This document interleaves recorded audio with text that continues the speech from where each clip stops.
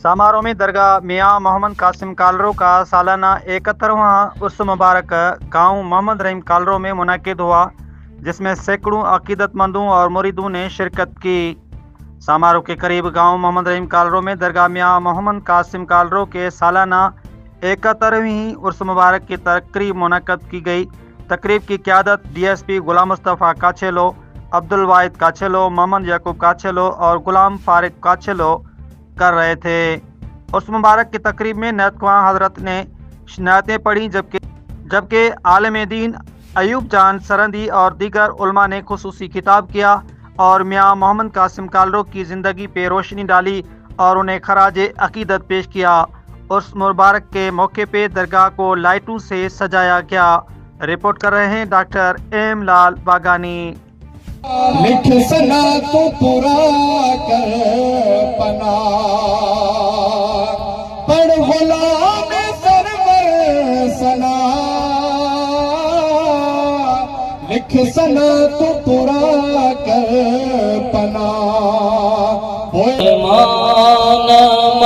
घर मख लूक माथा ही कमाना मगर मख लूक माथा तुझी रहमत सब ते रसूले अरबे रस हूँ छाप करे छाप जवे तुही जो वने छा हूँ धूड़ में पे धूड़ संदस मुँह में वसे का हिन पाण सारो कयो खरीदा खलीला तू दोस्त जे दामन के न छड़ तो त झली जा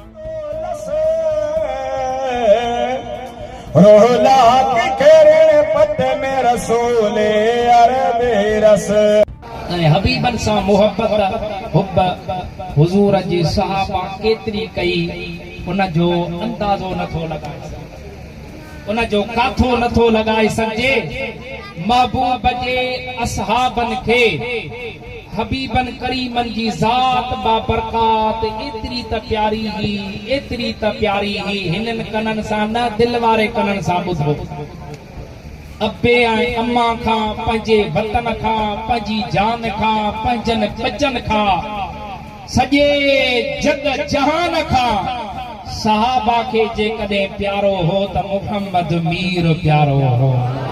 तमाम हाण के माफ़ी दियो वक़ूलू लहुम क़ूलू किसरतन खासिइन वो ओए माण्हुनि जूं शिकिलियूं फिरी वियूं हलियूं, उहे लंगूर थी विया जा, भोरड़ा थी विया जा।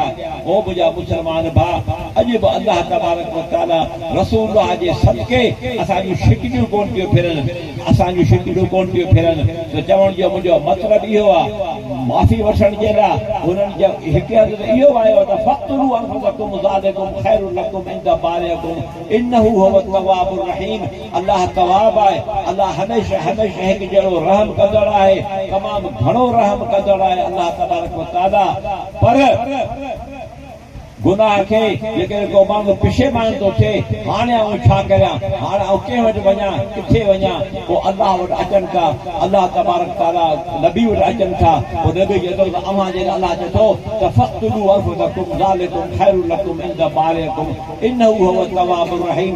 अल्लाह चए थो त आऊं तवाब आहियां, रहीम आहियां, पर अव्हां जे लाइ तवाब ऐं रहीम कॾहिं थी ॾिस जो ओठियां ॿाहिरि वञो, उते वरी हिकु वाड़ो ठाहियो, पोइ उते तलवारूं बेनियाम करियो ऐं पोइ तलवारुनि खे बेनियाम करे ऐं पोइ उन लोढ़ो जेको आहे उन्हनि जा घर घटियूं उहे उन जा जेके गस उहे बंदि करे पोइ हिक ॿिए खे मारियो ऐं बेदरेक हिक ॿिए खे तलवारूं हरायो। पोइ जेके मरी विया हुआ उन्हनि खे माफ़ी मिलंदी ऐं जेकॾहिं को लिखी किथे वही रहियो ज़ख़्मी थियो उनखे माफ़ी मिलंदी, पर उहो ईअं माफ़ी मिलंदी हुयूं। हिकु नबी मौजूदु आहिनि, उन्हनि जा जेके से उमती आहिनि, उहे नबी सां बग़ावत कयूं त हुनखे अल्लाह तबारक तआला हुननि जे मथां पाणी जो अज़ाब मोकिलियो, जीन जो अज़ाब अचे थो आयो पुराणे ज़माने में, ऐं उते ॾेढरनि जो आयो आहे, अज़ाब आयो आहे, ऐं मुख़्तलिफ़ गरम हवा जो बाहि जो आयो आहे। पर रसूलुल्लाह सल्लल्लाहु अलैहि वसल्लम